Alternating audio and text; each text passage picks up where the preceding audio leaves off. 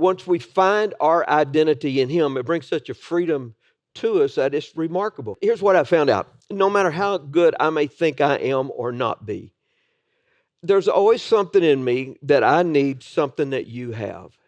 We don't have it all.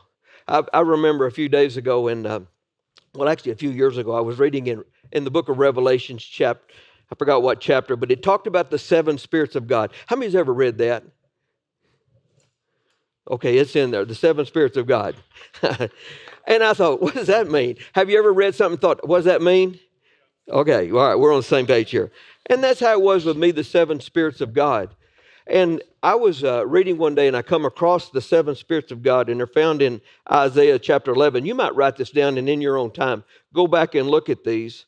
But in Isaiah chapter 11, verse 1, the cut off stump of Jesse will sprout, and a fruitful branch will grow from his roots. Listen, we're talking about the church of Jesus Christ Himself. We're talking about Jesus specifically, but His church will sprout and will be much fruitful. You can find that in John chapter 15. Now listen to it. Here's the seven spirits of God. Number one, the Spirit of Yahweh will rest upon him. The rabbis understood this to mean the spirit of prophecy. The spirit of prophecy will rest upon Jesus, and He was the spirit of prophecy. Listen to this one. Number two, the spirit of extraordinary wisdom. How many need that today?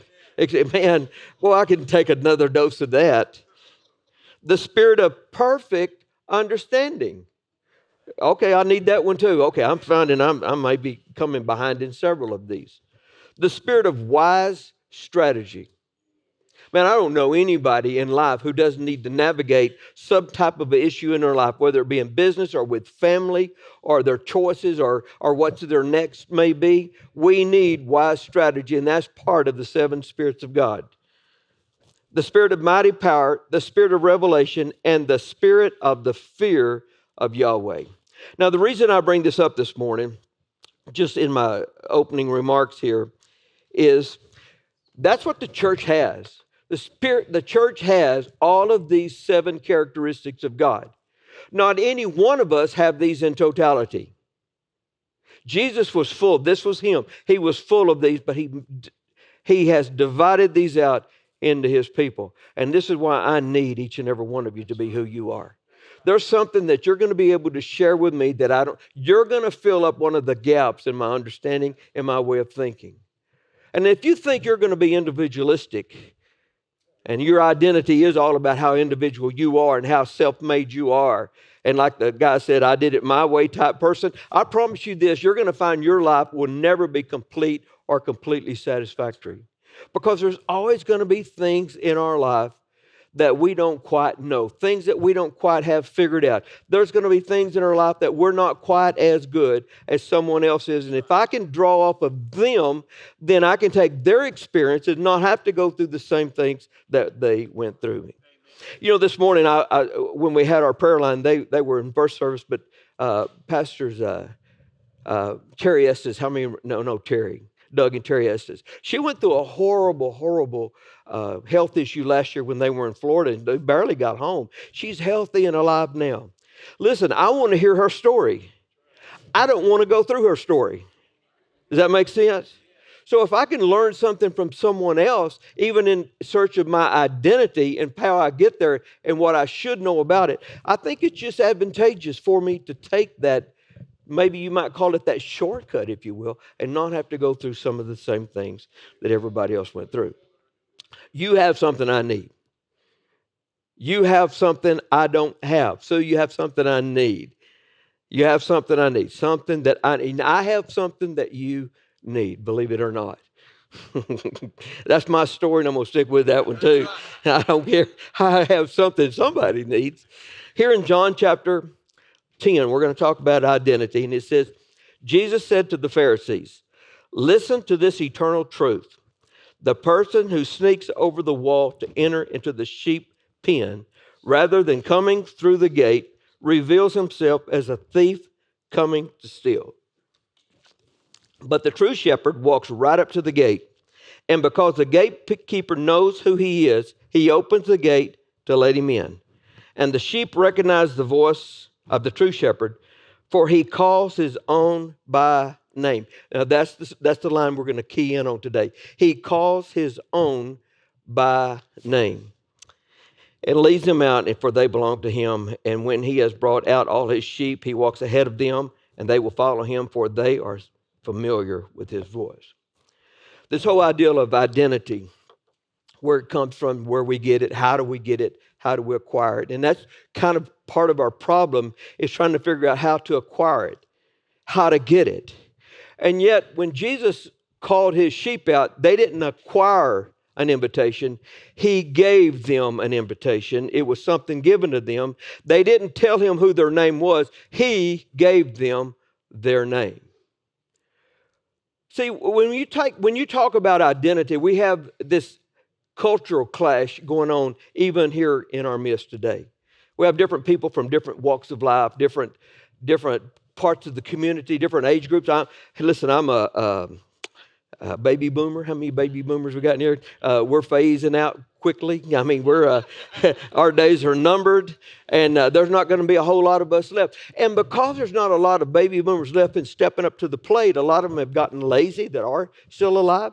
We have a new generation that's coming up, and they're doing things quite differently than the way that we did things.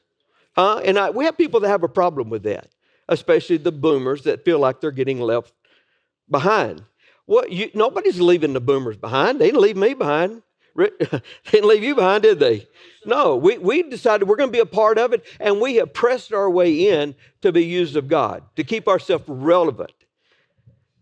And yet I see people that are falling by the wayside because they think, well, this changing. I don't like the music. I don't like the clothes style. I don't like this, and I don't like this part of our culture today.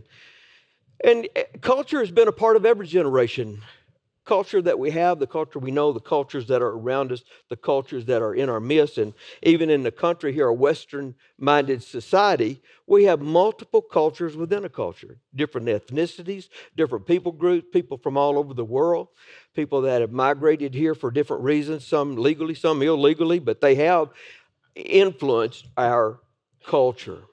You know, I was listening to a guy this week on identity, and if you were to take an Anglo-Saxon warrior 1,200 years ago, he would have had a whole different mindset than what we have today from that culture. He was all fierce, and he was a warrior, and if you got in his way and you threatened him in any way, all he did was run over you. He'd take your life if he had to. He was a macho man. Macho man. That is the most unlikely group to sing Macho Man, isn't it? I mean, that don't even make common sense. What are them guys talking about a macho man? Oh. Yeah, it just hit me there. So, Lord, forgive me and bless all the people in the 4 countries of the world. But that Anglo-Saxon warrior had a mindset that he didn't choose for himself, but his culture inferred that upon him. He didn't even realize it, but he grew up in a certain culture, a certain mindset, a certain way of living. And even in our culture, we have microcosms of culture where people see things a certain way based on their environment, their community, based on how they experience certain things in life. It creates a certain kind of culture, and it's not as much chosen as it is given to them. They've been named to be a certain way. That Anglo-Saxon warrior would just run over you. Now listen, had that warrior come up and all of a sudden he found something inside of him like attraction to another warrior, he would have said, that's not me. He would have pushed that culture aside. He would have made a choice right there based on the culture around him. I can't do that. That's not right. Now, if you take that same age young man today and you put him on the streets of San Francisco or Austin or New York City, and he sees some violence on the streets, he's going to streak back, oh, my God, I don't like the violence. And they wouldn't protect themselves, cower and fall down at the street and not even, it's a different culture. And yet he may grab his boyfriend's hand and walk down the street. You see what I'm saying? The cultures do have more of an effect upon us than what we realize.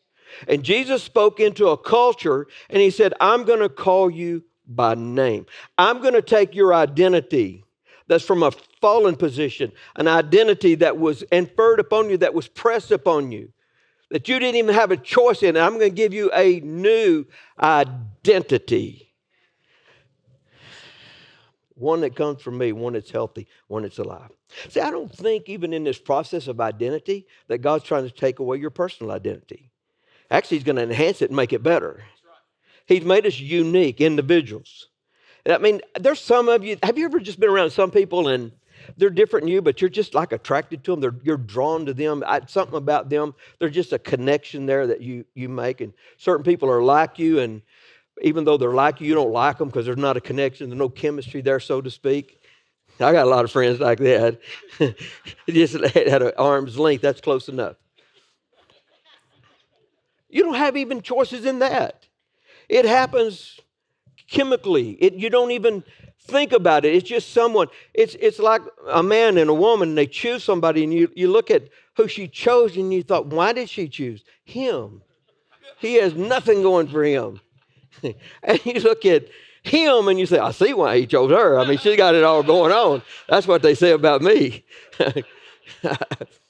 You see what I'm talking about? There's more that goes into what we are and who we are than we realize. If you take that Eastern culture even back years ago, even in some places today, they come up in what was called a community, family-oriented culture, where it was about family and community.